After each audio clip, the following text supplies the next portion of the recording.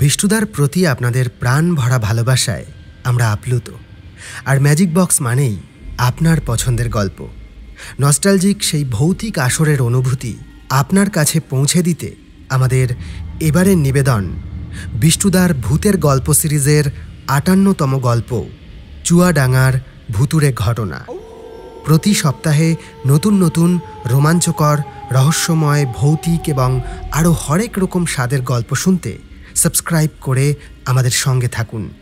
নতুন গল্পের আপডেট সবার আগে পাওয়ার জন্য বেল আইকনটি ক্লিক করে নোটিফিকেশান অন করে রাখুন। শুরু হচ্ছে সৌমেন মজুমদারের লেখা বিষ্ণুদার ভূতের গল্প সিরিজের ৫৮তম গল্প চুয়াডাঙ্গার ভুতুড়ে ঘটনা।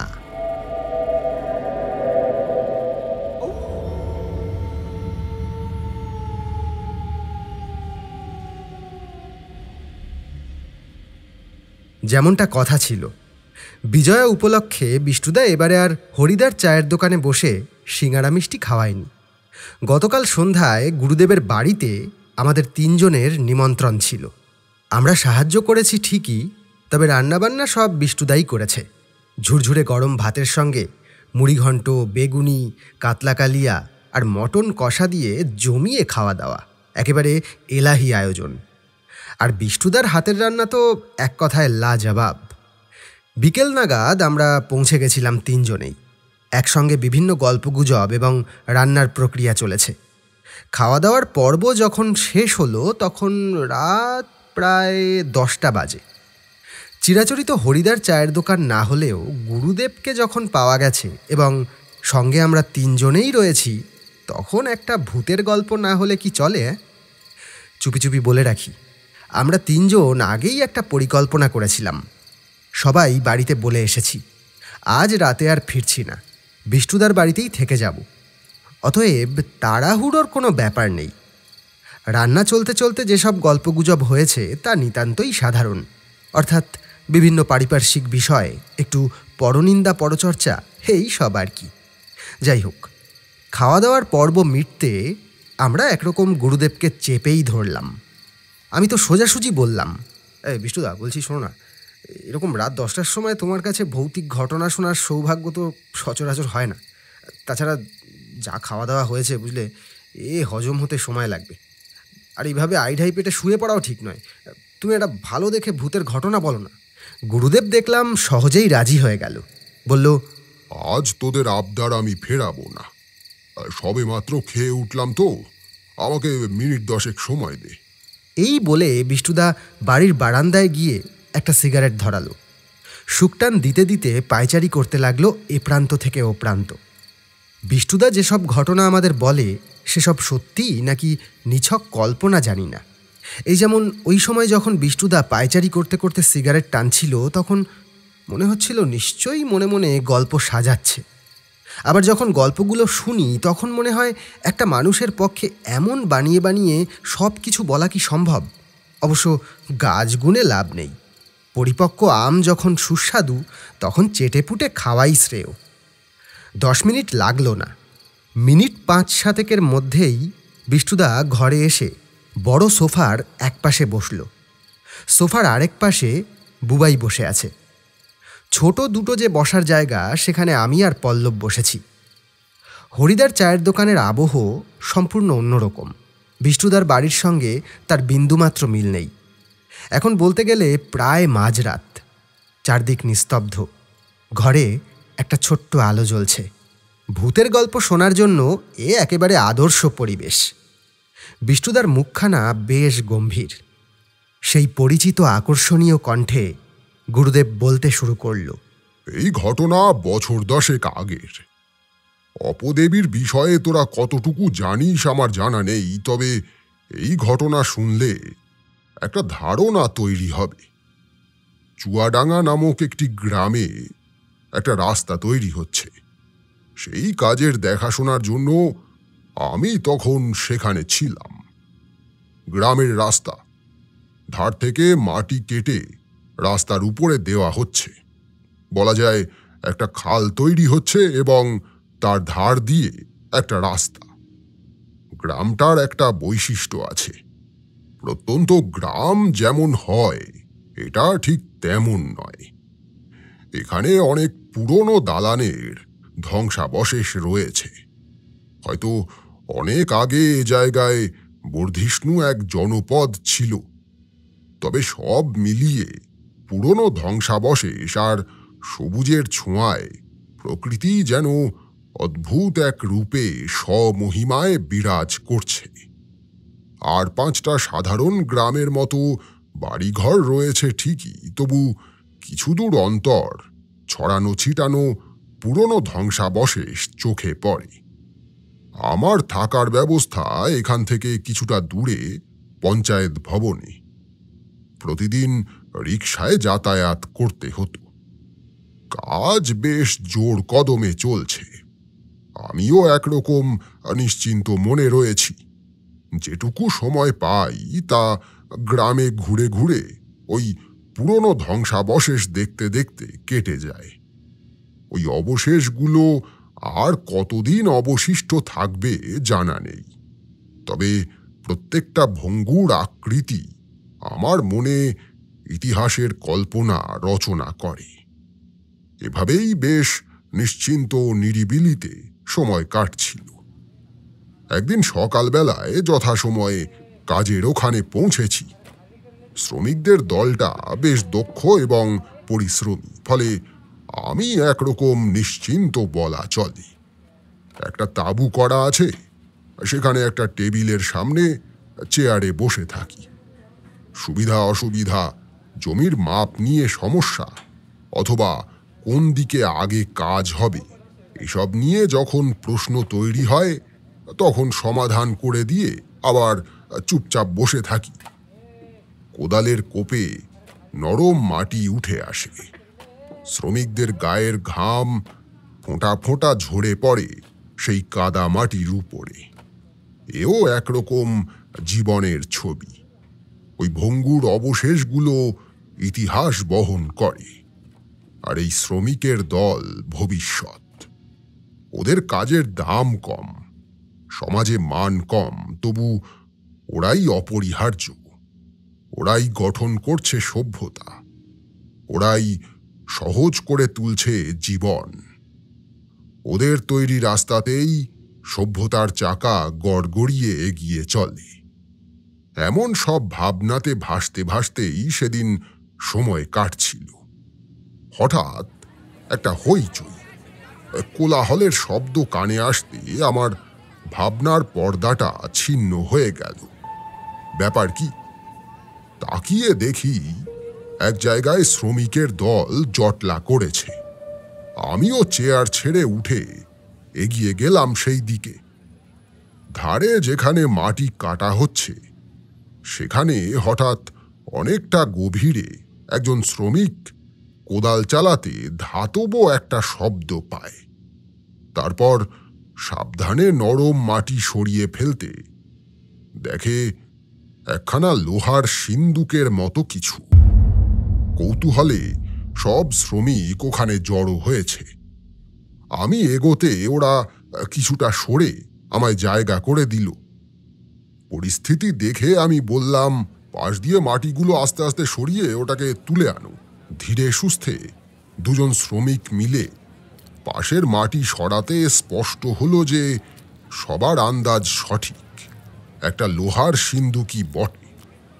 প্রথমে একজন চেষ্টা করল ওটাকে তোলার, কিন্তু তলায় নরম মাটির জন্য বেশ শক্ত হয়ে ওটা আটকে রয়েছে। অবশেষে দুজনে মিলে টানাটানি করতে করতে শেষমেশ উঠে এলো ওটা। মাটির তলায় এমন একটা সিন্দুক পাওয়ার পর সবার কৌতূহল আরও বৃদ্ধি পেল। আমার কথা মতো ওটাকে নিয়ে আসা হলো আমার টেবিলের সামনে। সবাই বারবার খুঁটিয়ে দেখছে ব্যাপারটা কি। আমার কথায় একজন বালতি করে জল এনে তা দিয়ে ঘষে ঘষে ওটাকে পরিষ্কার করে ফেলল। আকৃতি এবং তার উপরে যেসব নকশা রয়েছে তা দেখে সহজেই আন্দাজ করা যায় জিনিসটা বহু পুরনো। কানাঘুষো কথা শুনে যা বুঝতে পারছিলাম, সবাই নিজের মতো আন্দাজ করতে চাইছে ওর ভিতরে কি আছে। এ কথাও বুঝতে পারছিলাম যতক্ষণ না খুলে ওটার ভিতরে কি আছে সে বিষয়ে জানা যায় ততক্ষণ শ্রমিকরা কাজে ফিরতে চাইছে না। কত বছর ধরে এভাবে মাটির তলায় ছিল জানি না, তবে মরিচা যে খুব একটা ধরেছে তেমন নয়, বরং লোহার উপরে কালো কুচকুচে একটা পরত পড়েছে। সিন্ধুক অক্ষত ঠিকই, তবে তাতে যে তালাটা ঝুলছে সেটার অবস্থা অত্যন্ত শোচনীয়। বোঝাই যাচ্ছে সামান্য আঘাত করলেই ওটা খুলে যাবে। সিন্ধুকটাকে দেখে শ্রমিকদের মধ্যে যেমন কৌতূহল কাজ করছে, ঠিক একইভাবে যে সামান্য আশঙ্কাও ওদের মনে ভর করেছে তা বেশ বুঝতে পারছি। আমি সম্মতি দিতে একজন একটা শাবল দিয়ে তালাটার উপরে একবার মাত্র জোরে আঘাত করতেই সেটা খুলে গেল। আমি সন্তর্পণে তালাটা ছাড়িয়ে নিলাম। আমার মনেও সামান্য ভয় ছিল, যদিও মন বলছে সিন্দুকটা বহু বছর আগে এখানে রাখা, অতএব ওটার ভিতরে বিস্ফোরক কিছু হয়তো থাকবে না। সিন্দুকের ঢাকনাটা টেনে খুলতে বেশ কিছুটা বল প্রয়োগ করতে হল। ভিতরে ঠিক কি রয়েছে তা খোলা মাত্র বুঝতে পারলাম না। সবার চোখে মুখেই কৌতূহল। বহু বছর মাটির তলায় থাকার ফলে চুঁইয়ে সিন্দুকের ভিতরে কাদা জল ঢুকেছে, ফলে যা রয়েছে তার উপরে কাদার আস্তরণ জমেছে। যেমন আশঙ্কা ছিল তেমন মনে উৎসাহ ছিল যদি কোনো পুরনো গুপ্তধনের খোঁজ পাওয়া যায়। ভিতরে জল ঢেলে পরিষ্কার করতে সেই আশঙ্কা এবং উৎসাহ একই সঙ্গে বিদায় হল।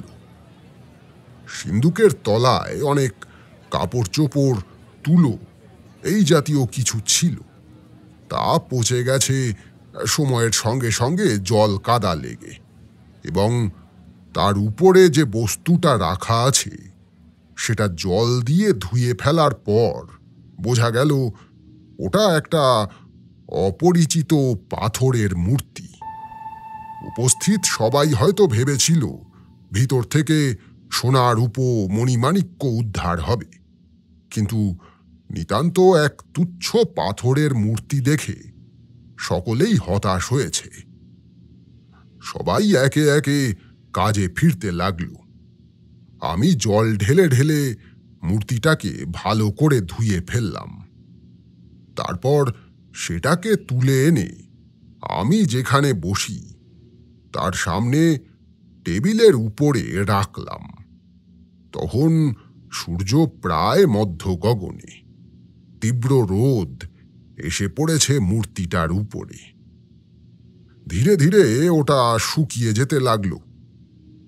ভেজা অবস্থায় যে কুচকুচে কালো রূপ অদ্ভুতভাবে শুকিয়ে যাওয়ার পরেও সেই রং একই রকম নিকষ কালো রইল। ঠিক কি পাথরের তৈরি আমি বলতে পারবো না। মূর্তিটাকে খুঁটিয়ে দেখতে লাগলাম। মূর্তির 6খানা বাহু, পায়ের কাছে যে জন্তুটার আকৃতি, সম্ভবত সেটা একটা চিতা। মূর্তি কোনো দেবীর, তবে এমন দেবী আমি কখনো কোথাও দেখেছি অথবা এ বিষয়ে শুনেছি তেমনটা মনে করতে পারলাম না। মূর্তির মুখে অদ্ভুত এক অভিব্যক্তি, একই সঙ্গে নির্মল এক হাসি এবং রহস্যময় অদ্ভুত ভাব মিলেমিশে রয়েছে।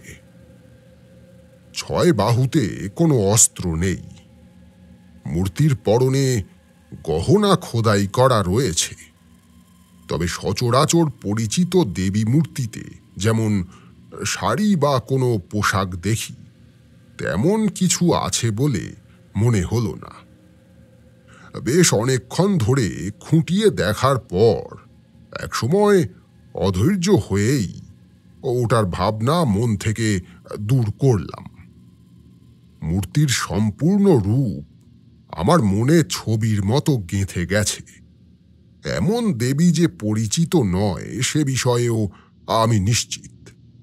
ওখানে যারা ছিল কয়েকজনকে জিজ্ঞাসাও করেছিলাম এমন দেবী মূর্তি তারা চেনে কিনা, কিন্তু কেউ কিছু বলতে পারল না। আর 5টা দিনের মতো এরপর কাজ চলতে লাগল। আমিও সেই কাজের কাছে ব্যস্ত রইলাম। আসলে ওই দিন আর মূর্তির সামনে চেয়ারে বসে সেই বিষয়ে মগ্ন থাকতে মন চাইছিল না। পরে এ বিষয়ে আরও খোঁজ খবর করতে হবে, কোনো বিশেষজ্ঞের সঙ্গে কথা বলে দেখতে হবে এ বিষয়ে কোনো তথ্য পাওয়া যায় কি না। আপাতত ভাবনা চিন্তা করে আর কোনো লাভ নেই। ইতিমধ্যে সিন্দুকটাকেও একজনকে দিয়ে পরিষ্কার করিয়ে শুকিয়ে নিয়েছিলাম, তবে ওটার ভিতরে মূর্তিটাকে ঢুকিয়ে লাভ নেই। ফাঁকা সিন্দুকে ভেঙে যাওয়ার সম্ভাবনা। সন্ধ্যার কিছু আগে যখন পঞ্চায়েত ভবনে ফিরব, তখন শ্রমিকরাই সিন্দুকখানা রিকশায় তুলে দিল। মূর্তিটাকে কোলে নিয়ে আমিও চেপে বসলাম। গ্রাম্য আঁকা বাঁকা পথ ধরে রিকশা এগিয়ে চলল। সূর্য তখন পশ্চিম আকাশে রক্তিম অগ্নিপিণ্ডের মতো দিন শেষের মুহূর্ত গুনছে। অস্তগামী সময়ের অলৌকিক মোহে যেন বিশ্ব সংসার আচ্ছন্ন হয়ে রয়েছে। পঞ্চায়েত ভবনের সামনে এসে যখন রিকশা পৌঁছালো, তখন অন্ধকার ঘনিয়েছে। এই সময় এখানে কারো থাকার কথা নয়। মূর্তিটা কোলে নিয়ে রিকশা থেকে নেমে চাবি বের করে লোহার গেট খুলে আমি ভিতরে ঢুকলাম। রিকশার চালক সিন্দুকটাকে বয়ে নিয়ে এলো আমার পিছনে পিছনে। যে ঘরখানা আমার জন্য বরাদ্দ, সেখানে ঢুকে একখানা কাঠের টুলের উপরে মূর্তিটাকে রাখলাম। রিকশা চালক ভদ্রলোক সিন্দুকটা এনে ভিতরে রেখে নমস্কার জানিয়ে বিদায় হল। আমিও আর দেরি না করে পোশাক পরিবর্তন করে নিয়ে চোখ মুখ ধুয়ে একটু স্থির হয়ে বসলাম। আমি যে ঘরে রয়েছি, এই ঘরটা সম্ভবত বিভিন্ন পরিস্থিতিতে লোকজন থাকার জন্যই তৈরি করা হয়েছে। একজন ভালোভাবে শোয়া যায় তেমন একখানা কাঠের চৌকি রয়েছে। তাছাড়া ঘরের ভিতরে রয়েছে একটা কাঠের টেবিল চেয়ার এবং সেই টুলখানা। আর কিছুই তেমন বলার মতো নেই। রাতের খাওয়া দাওয়ার জন্য আমাকে এখান থেকে কাছেই মিনিট 2-3 পায়ে হাঁটা পথ পেরিয়ে একজনের বাড়িতে যাতায়াত করতে হয়। এখন সবে সন্ধ্যা 6:30 বাজে। খাওয়া দাওয়া করতে যাওয়ার কথা 8:30টার পর। অতএব আপাতত একটু বিশ্রাম নেব, এই ভেবে সেই চৌকিতে পাতা বিছানার উপরে গা এলিয়ে দিলাম। এমন প্রান্তিক গ্রাম হলেও সৌভাগ্য যে বিদ্যুতের সংযোগ রয়েছে।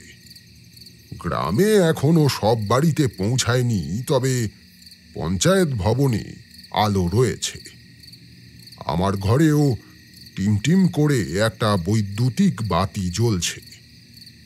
মূর্তিটার কথা ভাবতে ভাবতে সামান্য ঘুম এসেছিল চোখে। একরকম জোর করেই সেই ঘুম গাঢ় হতে দিইনি আমি।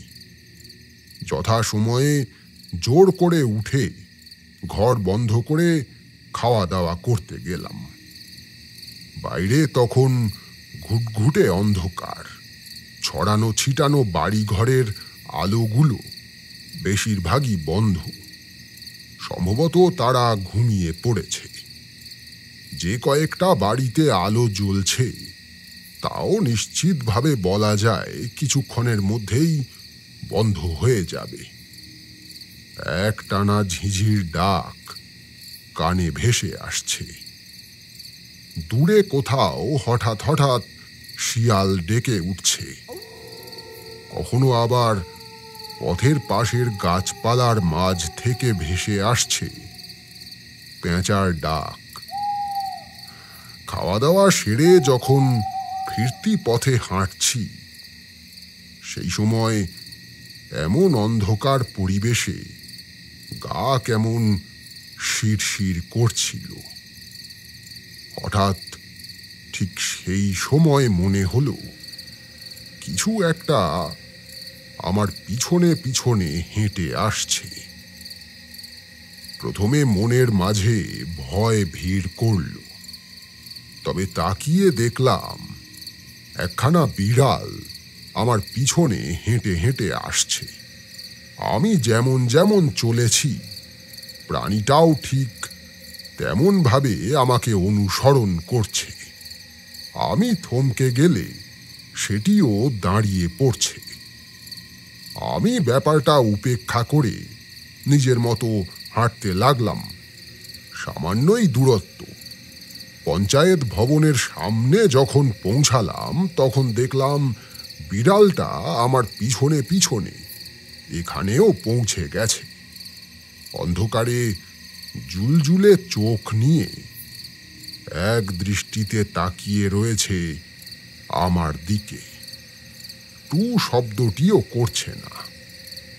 তালা খুলে ঢুকে পড়লাম ভিতরে। দরজায় ছিটকিনি লাগিয়ে ঘরের আলোটা জ্বালিয়ে মুখ ঘুরিয়ে তাকাতেই প্রথমেই চোখে পড়ল অদ্ভুত সেই মূর্তিখানা। যেমনভাবে রেখেছিলাম ঠিক একইভাবে এখনো রয়েছে। কিছুক্ষণ বসে একটা সিগারেট শেষ করে শুয়ে পড়লাম বিছানায়।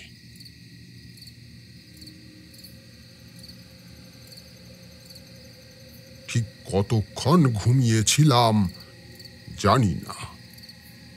হঠাৎ দেখলাম ঘরের মাঝে ঘুটঘুটে অন্ধকার। সেই নিকষ অন্ধকারের মাঝে দুখানা উজ্জ্বল চোখ স্থির হয়ে আছে আমার দিকে। ওই চোখে আমার চোখ পড়ার সঙ্গে সঙ্গে গায়ে কাঁটা দিয়ে উঠল। কার চোখ ওই দুটো? অনুভব করলাম আমার গলা কেমন শুকিয়ে এসেছে। তীব্র তৃষ্ণা অনুভব করছি। আমার বালিশের কাছে টর্চখানা রাখা ছিল। অন্ধকারে হাতড়ে সেটাকে তুলে নিয়ে উঠে বসলাম। তারপর বোতাম চাপ দিতে সরাসরি আলো গিয়ে পড়ল সেই চোখ দুটোর উপরে। দেখলাম হিংস্র মুখভঙ্গিতে একটি বিড়াল আমার দিকে তাকিয়ে আছে। সেই বিড়ালটা যেটা আমাকে পথে অনুসরণ করছিল। কিন্তু এই ঘরে তো ঢোকার মতো কোনো জায়গা নেই। দরজা জানালা সব বন্ধ। বিড়ালটা বসে আছে সেই টুলের উপরে, ঠিক সেই পাথরের মূর্তির পায়ের কাছে। তাড়া করলে এই অন্ধকারে ঝাঁপিয়ে পড়ে আমায় আক্রমণ করতে পারে। তাই ধীরে সুস্থে উঠে ঘরের আলোটা জ্বালানোর জন্য মেঝেতে একটা পা ফেলার সঙ্গে সঙ্গে বিড়ালটাও হিংস্র ভঙ্গিতে টুলের উপরে উঠে দাঁড়ালো। জন্তুটার গলা থেকে বেরিয়ে এলো একটা হিংস্র হুঙ্কার। পর মুহূর্তে যা দেখলাম তা না দেখলে কোনো সুস্থ মানুষ বিশ্বাস করবে না। মনে হলো সেই কঠিন পাথরের মূর্তিটায় সামান্য স্পন্দন শুরু হয়েছে। ধীরে ধীরে ওটা কলেবরে বেড়ে উঠছে। মূর্তিটা আন্দাজ 8 ইঞ্চি লম্বা হবে। কয়েক মুহূর্তের মধ্যেই ওটা বড় হতে হতে প্রমাণ আকারের একজন মানুষের মতো লম্বা হয়ে উঠল। সেই মূর্তি এখন জীবন্ত। তার 6খানা বাহু প্রসারিত। এই দৃশ্য দেখে অবাক হতভম্ব ভাব তৈরি হয়েছিল আমার। চিন্তা শক্তি লোপ পেয়েছিল। চোখের সামনে দেখতে লাগলাম অবিশ্বাস্য অলৌকিক ঘটনা। সেই 6খানা বাহুর আঙুলগুলোতে যে নখ ছিল সেগুলো ইস্পাতের তীক্ষ্ণ ছুরির মতো বড় হয়ে উঠল। ওই মূর্তির মুখে যে অদ্ভুত হাসি আর হিংস্রতা লুকিয়েছিল তা ওই মুহূর্তে কয়েকশো গুণ বৃদ্ধি পেয়েছিল। কোন অপরাধে আমি ওই মূর্তির শিকার জানি না, তবু মনে হয়েছিল ওই মুহূর্তে আমার নিস্তারের কোনো পথ নেই। ওই ধারালো নখগুলো এক্ষুনি গেঁথে যাবে আমার শরীরে, তারপর ছিন্ন ভিন্ন হয়ে যাবে আমার রক্ত মাংসের দেহ। চোখের পলকে সেই মূর্তি টুলের উপর থেকে এক লাফে ঝাঁপিয়ে পড়ল আমার বুকের উপরে। মুহূর্তের মধ্যে ওই ধারালো নখ আমার বুক চিড়ে ভিতরে ঢুকে হৃৎপিণ্ডটা বের করে এনে মূর্তি তীব্র পৈশাচিক অট্টহাসি করতে লাগলো।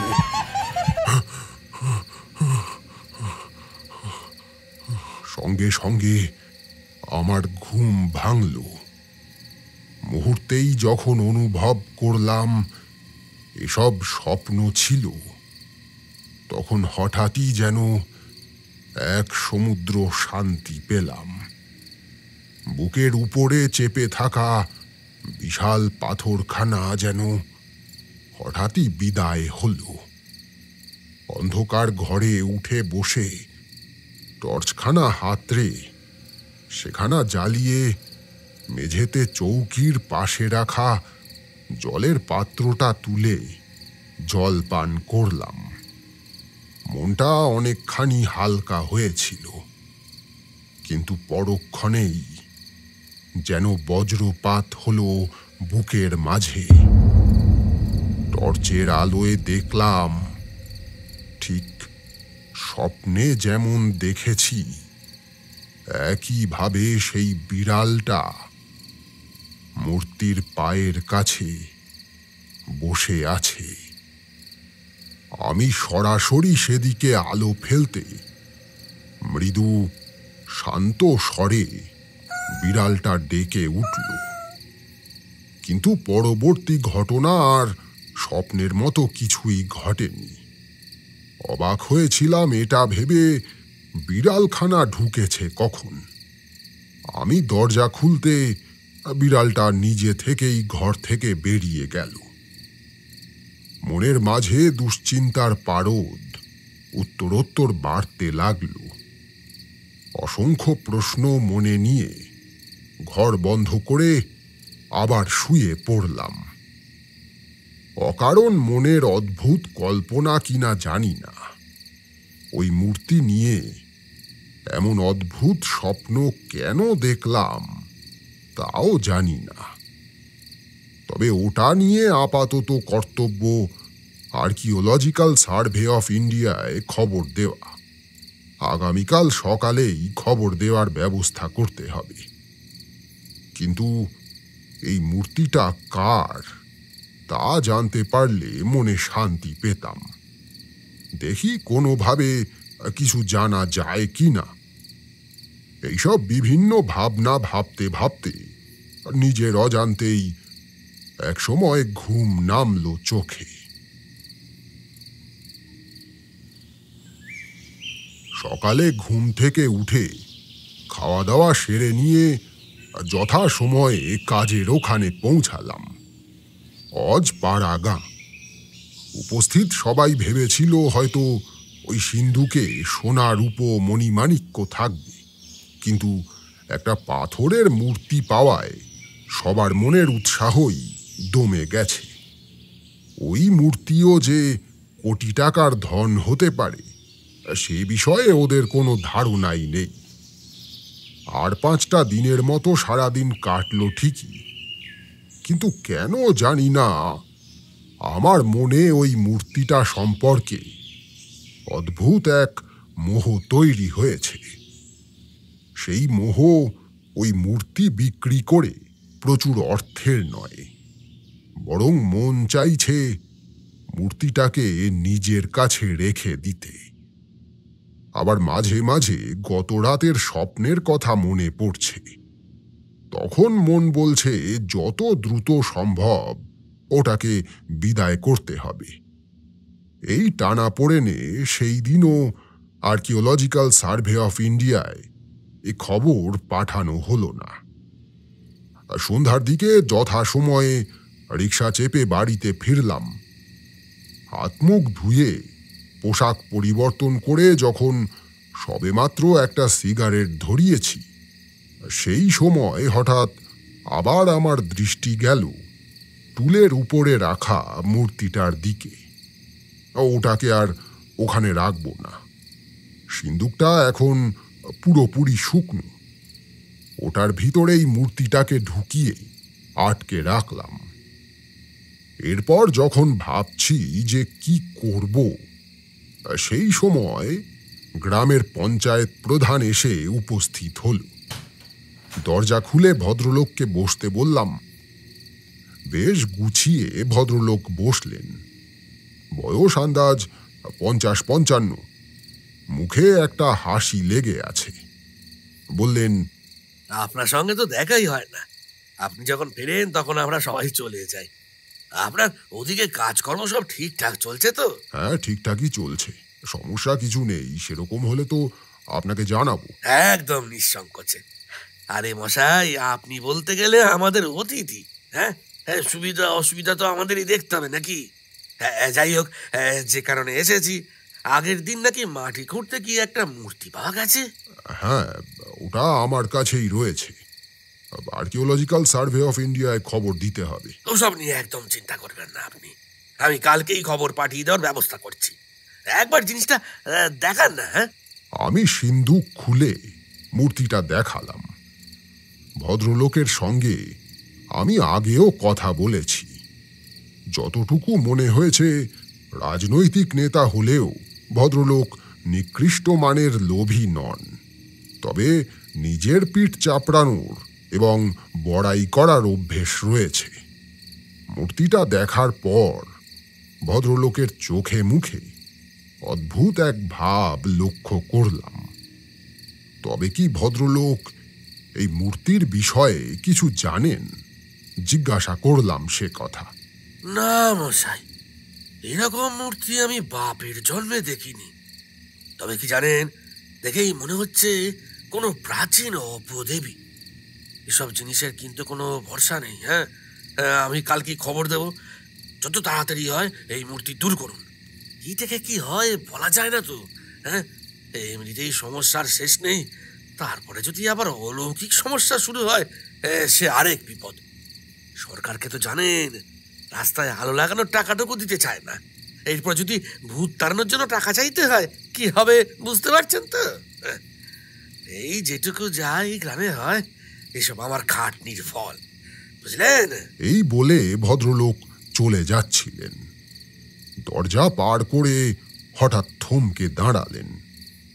বেশ গম্ভীর গলায় বললেন, আপনাকে একটা কথা বলি, এটা যতদিন এখানে আছে একটু সাবধানে থাকবেন, কেমন? এই বলে ভদ্রলোক বিদায় হলেন। আমিও দরজা বন্ধ করে কিছুটা সময় ঘরেই কাটালাম। তারপর যথা সময়ে রাতের খাওয়া দাওয়া সারতে গেলাম। খেয়ে দিয়ে যখন ফিরছি, আজও ঠিক একইভাবে দেখলাম সেই বিড়ালটা আমার পিছু নিয়েছে। একটু অস্বস্তি হচ্ছিল মনে, কিন্তু অবলা প্রাণী, কি বা করা যাবে। দুই একবার তাড়ানোর চেষ্টা করলাম, কিন্তু কিছুতেই সেটা পিছু ছাড়ল না। দরজা বন্ধ করে ভিতরে ঢোকার সময় দেখলাম একইভাবে ওটা আজও এক দৃষ্টিতে জলজলে চোখে তাকিয়ে আছে। অনিচ্ছা সত্ত্বেও উপেক্ষা করে দরজা বন্ধ করে ঘরে ঢুকে পড়লাম। মূর্তিটা আজ সিন্ধুকে, ফলে অস্বস্তি অনেকটাই কম মনে হচ্ছে। তবে মনের মাঝে সেই যে মোহ, তা ক্রমাগত বৃদ্ধি পাচ্ছিল। কিসের মোহ? কেন ওটাকে নিজের কাছে রেখে দিতে ইচ্ছা করছে, তার কিছুই আমি জানি না।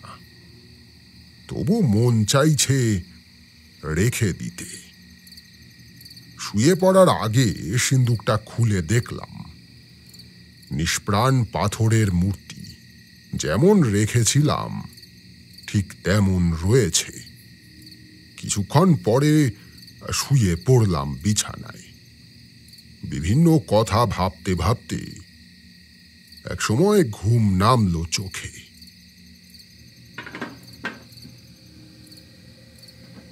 তখন গভীর রাত। ঠক ঠক ধাতব শব্দে ঘুমের ঘোর কাটল। শব্দটা ঘরের মধ্যে থেকেই উৎপন্ন হচ্ছে। ব্যাপার কি? প্রথমটায় মনে হলো আজও কি গত রাতের মতো স্বপ্ন দেখছি। নিজেকে একটা চিমটি কাটলাম। না, এ তো স্বপ্ন নয়। আমি সজাগ অবস্থায় কানে শুনতে পাচ্ছি ওই ধাতব শব্দ। ঘরের মাঝে কি ঢুকেছে? হঠাৎ একটা ভাবনায় আমার বুকের ভিতরটা কেঁপে উঠল। মূর্তিটাকে চুরি করতে কেউ ঘরের ভিতরে ঢোকেনি তো? সঙ্গে সঙ্গে বালিশের পাশ থেকে টর্চখানা নিয়ে আলো ফেললাম সিন্দুকটার দিকে। আলো ফেলার মুহূর্তের ভগ্নাংশ সময়ে শব্দটা থেমে গেল। এখন এই ঘরে নিষ্প্রাণ নিস্তব্ধতা। আমি উঠলাম বিছানা ছেড়ে। ঘরের আলো জ্বালিয়ে সিন্দুকটার কাছে পৌঁছে ওটাকে খুলে দেখলাম। না, সব ঠিকঠাকই আছে। পাথরের মূর্তি যেমন ছিল তেমনি রয়েছে। তবে ওই শব্দ আসছিল কোথা থেকে? ঘরের চারদিকে দেখার জন্য মাথা ঘোরাতে সোজা দৃষ্টি গেল সেই কাঠের টুলের উপরে। আচমকা দেখে আমার বুকের ভিতর ধড়াস করে উঠল। আজও কোথা থেকে সেই বিড়ালটা ঘরের ভিতরে ঢুকে টুলের উপরে নিশ্চিন্তে বসে আছে। গত রাতের দুঃস্বপ্ন যদি ছেড়ে দিই, তবে মূর্তিটাকে নিয়ে এখনো পর্যন্ত কোনো সমস্যায় আমায় পড়তে হয়নি। শুধুমাত্র এই বিড়ালটা বারবার ঘরে ঢুকে পড়ছে। আজও দরজা খুলে দিতে বিড়ালটা নিজে থেকে বেরিয়ে গেল। দরজা বন্ধ করে আমি সারা ঘরে খুঁটিয়ে দেখলাম কোথা থেকে সেই শব্দ আসছিল, আর এমন কোনো জায়গা আছে কিনা যেখান থেকে ওই বিড়াল ঘরে প্রবেশ করতে পারে। কিন্তু অনেকক্ষণ ধরে খুঁটিয়ে দেখেও তেমন কিছুই পেলাম না। কিছুটা হতাশ হয়েই আবার শুয়ে পড়লাম বিছানায়। আবার ঘুম নামলো আমার দুই চোখে।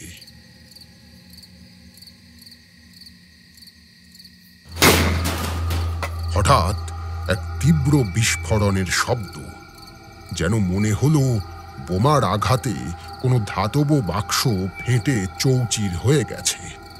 আমি ধরফড়িয়ে উঠে বসলাম। কোনো রকমে হাতড়ে টর্চটা খুঁজে ঘরে আলো ফেলতে আমার বুকের রক্ত শুকিয়ে গেল। ঘরের মাঝে দাঁড়িয়ে আছে সেই স্বপ্নে দেখা বিভৎস মূর্তি। মূর্তির পায়ের কাছে বসে আছে সেই বিড়ালটা, আর পিছনে দেখা যাচ্ছে ফেটে চৌচির হয়ে যাওয়া লোহার সিন্দুক। আচমকা ঘুম ভাঙাতে এমনিতেই হাত পা কাঁপছিল, তার উপরে এই দৃশ্য দেখে আমার গোটা শরীর অবশ হয়ে গেল। ওই মূর্তির চোখে তীব্র জিঘাংসা, 6 বাহুর নখগুলো আবার সেই একই রকম তীক্ষ্ণ ধারালো হয়ে উঠেছে।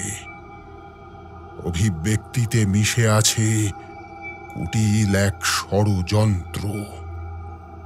ধ্বংসের সংকেত বড় স্পষ্ট ওই মূর্তির উপস্থিতিতে। বিনা বাক্য ব্যয়ে ওই মূর্তির আকাঙ্ক্ষা যেন আমার প্রাণে অনুরণিত হতে লাগলো, যেন ওই মূর্তি বলছে তার পুজো করতে। তীব্র লালসায় চাইছে প্রাণের আহুতি। আমি তখন পাথরের মূর্তিতে পরিণত হয়েছি। সাহস, সামর্থ্য কোনোটাই আর অবশিষ্ট নেই। শুধু নির্বিকার হয়ে দেখলাম মূর্তি ক্রমাগত এগিয়ে আসছে আমার দিকে। ওই দৃষ্টির প্রখরতা, অভিব্যক্তির হিংস্রতা, তীক্ষ্ণ ছুরির মতো নখ এগিয়ে আসছে একটু একটু করে। হয়তো আমার প্রাণের আহুতি নিয়েই ওই অপদেবী শান্ত হবে। অগণিত বছর ধরে পাতালে বন্দি থাকার পর সে মুক্ত হয়েছে। হয়তো এবার তার প্রথম শিকার আমি। ওই ভয়ানক পরিস্থিতি এবং আমার পরিণতির কথা ভাবতে ভাবতে চোখের সামনে কেমন আধার হয়ে এলো। মনে হতে লাগলো আমি ক্রমাগত ডুবে যাচ্ছি এক অতল অন্ধকারে।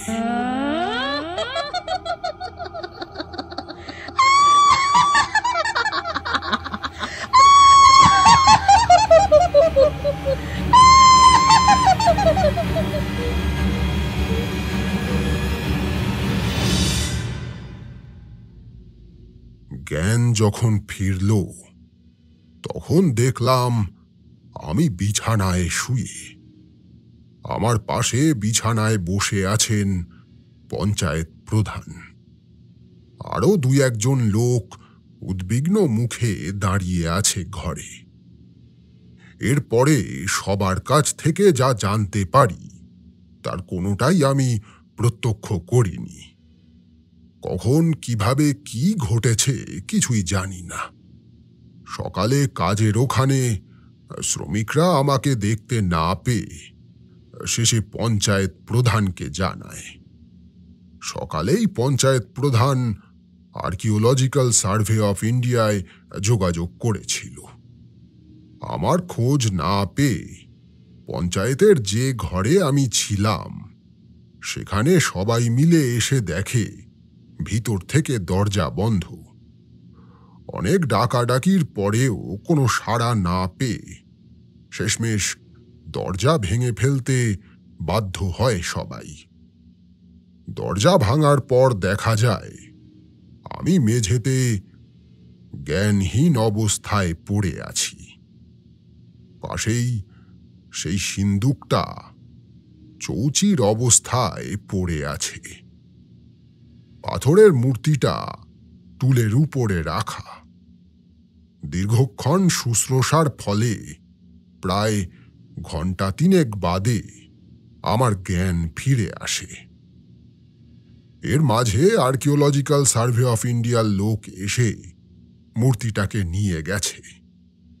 তারা জানিয়ে গেছে বিস্তারিত জানানোর জন্য আমি যেন সুস্থ হলে তাদের সঙ্গে যোগাযোগ করি। যোগাযোগ করেছিলাম তাদের সঙ্গে। মূর্তিটা কোথায় কিভাবে পাওয়া গেছে তার সবটাই বিস্তারিতভাবে জানাই তাদের। ভেবেছিলাম ওইসব বিশেষজ্ঞদের কাছ থেকে মূর্তির বিষয়ে জানতে পারব, কিন্তু তারাও নির্দিষ্ট করে কিছু বলতে পারল না। শুধু এইটুকু জানতে পারলাম মূর্তির ধরন দেখে তারা আন্দাজ করেছেন এই মূর্তি কেরলের কোনো প্রাচীন অপদেবীর।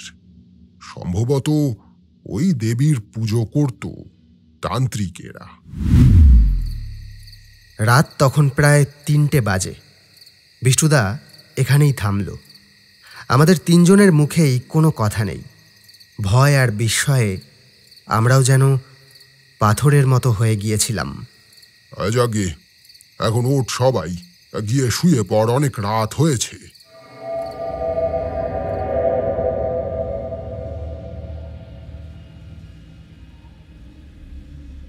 শুনছিলেন সৌমেন মজুমদারের কলমে বিষ্টুদার ভূতের গল্প সিরিজের 58তম গল্প চুয়াডাঙ্গার ভুতুড়ে ঘটনা। বিভিন্ন চরিত্রে রূপদান করেছেন সৌরভ এবং আমি আপনাদের সঙ্গে সৌমেন। গল্পটি কেমন লাগলো অবশ্যই জানান কমেন্ট বক্সে। ভালো লাগলে লাইক এবং শেয়ার করুন। প্রতি সপ্তাহে নতুন নতুন গল্প শুনতে সাবস্ক্রাইব করুন আমাদের চ্যানেল। নতুন গল্পের আপডেট সবার আগে পাওয়ার জন্য বেল আইকনটি ক্লিক করে নোটিফিকেশন অন করে রাখতে ভুলবেন না।